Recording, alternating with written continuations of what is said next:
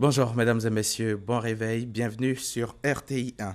Le gouvernement a tenu son premier conseil des ministres de rentrée présidé par le chef de l'État, le président Alassane Ouattara. Plusieurs questions ont été examinées, notamment le nouveau régime juridique de la communication audiovisuelle, les nouvelles mesures qui vont être appliquées dans les lycées techniques et professionnels, ainsi que les récompenses qui seront décernées aux athlètes médaillés des Jeux olympiques de Rio.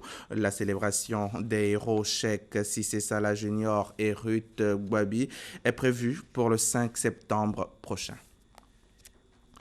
Ali Bongo vient d'être réélu pour un second mandat président du Gabon avec 49,80% des voix selon le ministère de l'Intérieur. Le taux de participation s'élève à 59,46%.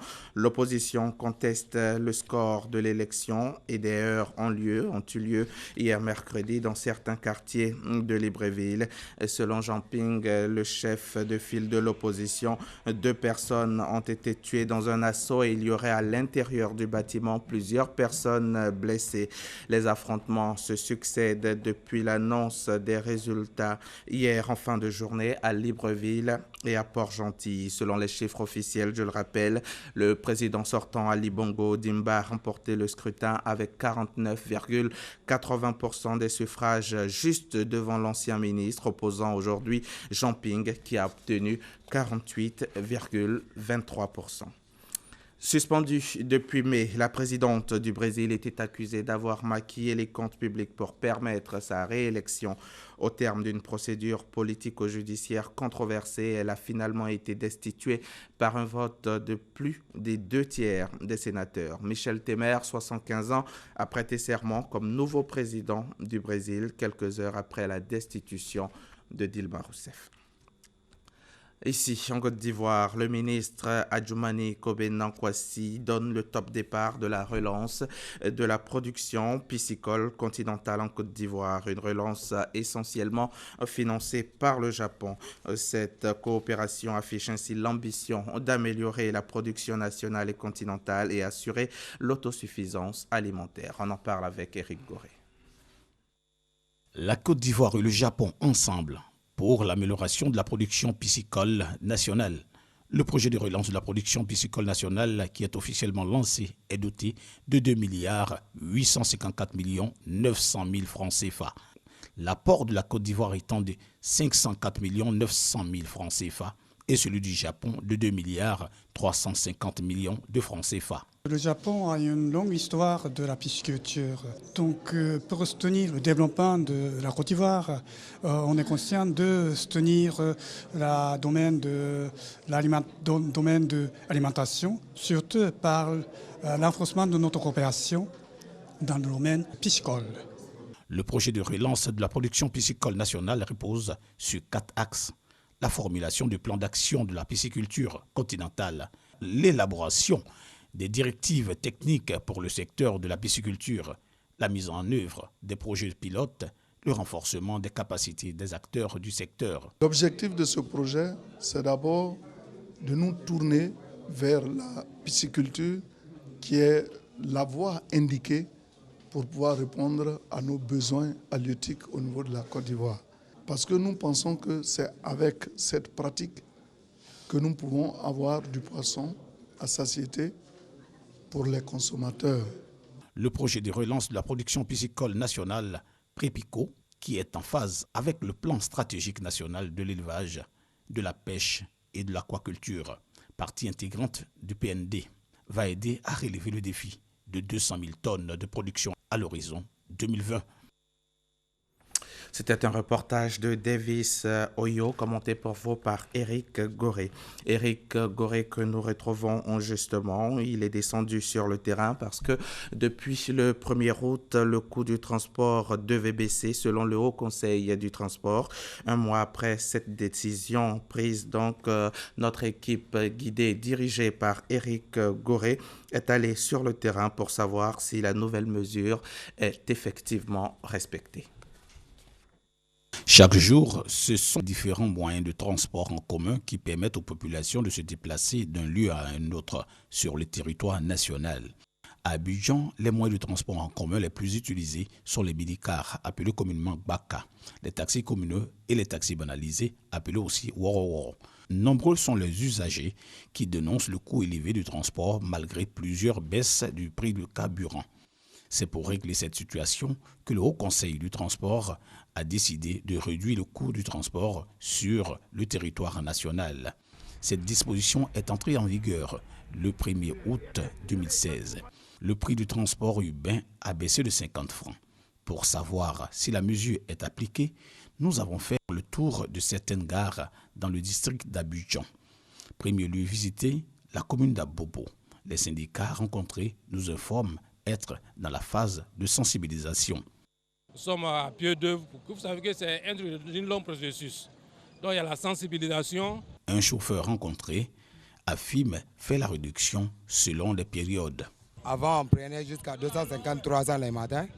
Alors là, on prend 200. À partir de midi, on prend 100 francs pour aller à Djamé. Des affirmations soutenues par un de ses passagers. À partir de midi jusqu'à une certaine heure, ils nous prennent 100 francs, 100 francs. Maintenant, le soir, voilà, à Djamé, c'est 100 francs. Pour revenir, ça dépend aussi. Deuxième lieu visité, Cocody, non loin du zoo d'Abidjan. Une fois sur place, nous interrogeons des clients. Voici leurs différentes réponses. Les prix ont baissé au niveau du transport, au niveau de Cocody en tout cas. De 250, on est passé à 200 francs, donc ça va. Le transport était 200 et c'est toujours 200 que nous payons. Voilà, donc il n'y a pas eu de réduction. Tous les prix qui sont à 200 et moins que ça restent tels. À partir de 250, il y a une réduction de 50 francs. Toujours dans la commune de Cocody, une autre gare de Woro, Carrefour La Vie. Ici, chauffeurs et clients reconnaissent que la baisse du prix du transport est appliquée. En revanche, la monnaie n'est pas toujours facile à trouver. Depuis le 1er août, ça se passe bien. On a réduit le transport. Maintenant, le petit souci qu'on a, c'est le problème des 50. Ça crée des problèmes entre les usagers et les transporteurs. J'ai déjà même assisté à une bagarre au Grand Carrefour de Koumassi pour 50 francs.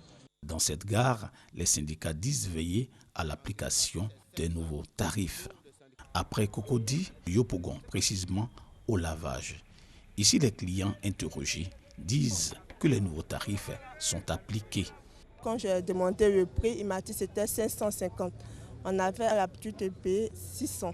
Je viens de constater tout à l'heure qu'il y a une réduction de 50 francs sur le transport. Malgré cette réduction du coût du transport, certains clients émettent toujours quelques réserves. Il y a une baisse de 50 francs, mais s'il faut diminuer 50 francs pour surcharger encore le nombre de passagers dans le véhicule, franchement, ça sert à quoi en fait? La réponse des syndicats de Yopougon à cette préoccupation. Au niveau du lavage, il y a des véhicules de 7 places, il y a des véhicules de 4 places. Celui qui n'est pas habitué de voir ces véhicules de 7 places, les pique-niques là, quand il vient qu'on met les 7 places, il trouve que c'est surchargé. La direction du Haut Conseil est confiante pour la suite. Nous avons mis en place des équipes de contrôle, des équipes de veille sur les gares, sur les lignes, sur les endroits de chargement. Et nous sommes aujourd'hui en train de faire une évaluation qui démontre que la quasi-totalité des acteurs sont engagés à mettre en route ce réajustement. Espérons que ces nouveaux tarifs soient appliqués sur toute l'étendue du territoire ivoirien, car la réduction du coût du transport profite toujours aux populations et s'attaque à la cherté de la vie.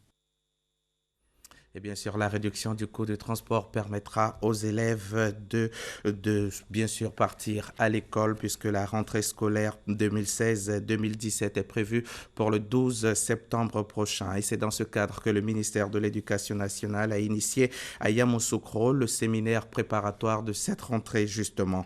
Les différents acteurs et partenaires de l'école ivoirienne qui prennent part à cette rencontre de 4 jours réfléchiront autour du thème « Stratégie d'opérationnalisation de la politique de scolarisation obligatoire », un séminaire qui s'ouvre en même temps que le recrutement au CP1, cours préparatoire première année. On en parle avec Kader Sogodogo, station régionale RTI Boaké. École primaire publique Zaïre de Yamoussoukro. À l'instar de tout le pays, le recrutement au cours préparatoire première année CP1 au titre de l'année scolaire 2016 à 2017 a débuté. Une opportunité pour les parents d'élèves. Moi-même, je ne suis pas partie aussi, ça me fait mal. En tout cas, aller là, je regrette. Tous mes enfants doivent aller à l'école. L'école, faut-il le rappeler, est désormais obligatoire en Côte d'Ivoire. Une vision du gouvernement soutenue par les enseignants. C'est tous les enfants que nous prenons en compte, même quand ils n'ont pas d'extrait de naissance. De l'école primaire publique à Zaï au lycée Mami Adjoua de Yamoussoukro, le pas est vite franchi. Ici, les acteurs du système éducatif ivoirien sont en séminaire préparatoire de rentrée scolaire 2016-2017.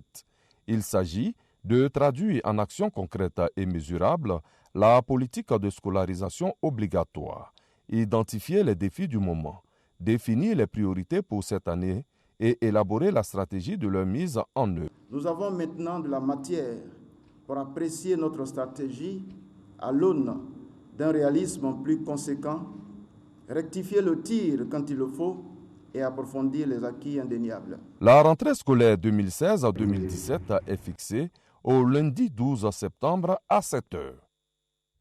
La 14e édition de la Journée africaine de la médecine traditionnelle a eu lieu jeudi au plateau avec pour thème réglementation des produits issus de la pharmacopée traditionnelle de la région africaine.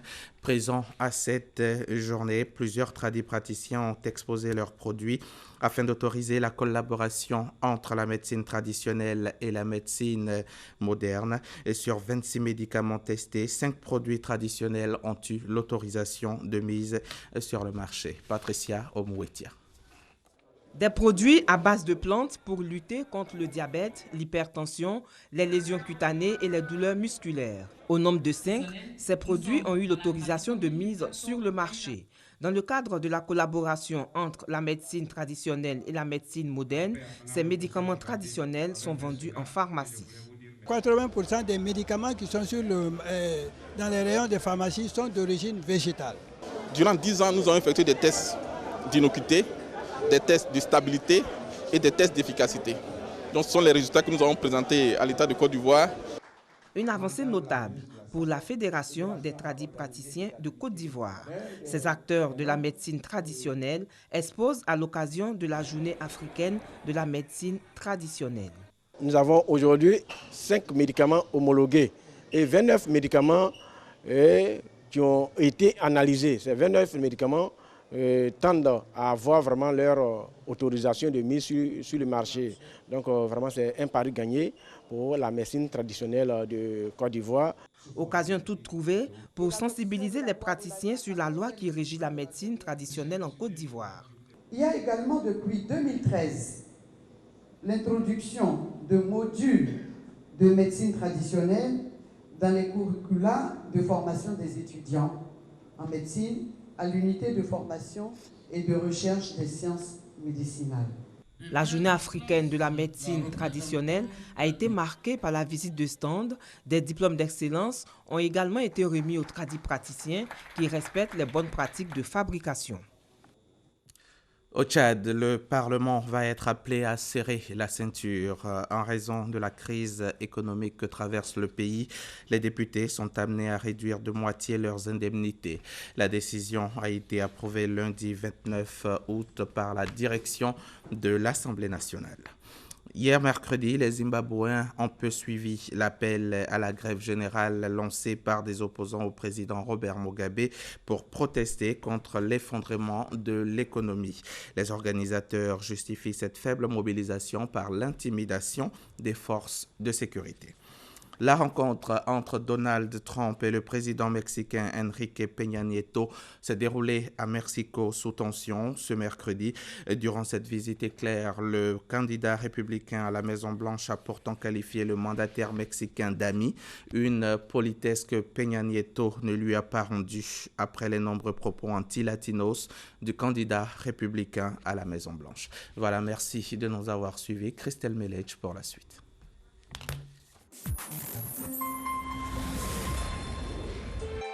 RTI 1, la chaîne qui rassemble. Avec RTI Mobile, profitez des programmes de la RTI sur l'écran de votre choix. Sur votre smartphone ou votre tablette. Suivez votre télévision en direct. Revoyez les programmes quand vous le souhaitez avec la fonction replay. Avec la grille TV, prenez connaissance de votre programme. Téléchargez gratuitement votre application sur Android et iOS. RTI, partout et toujours avec vous.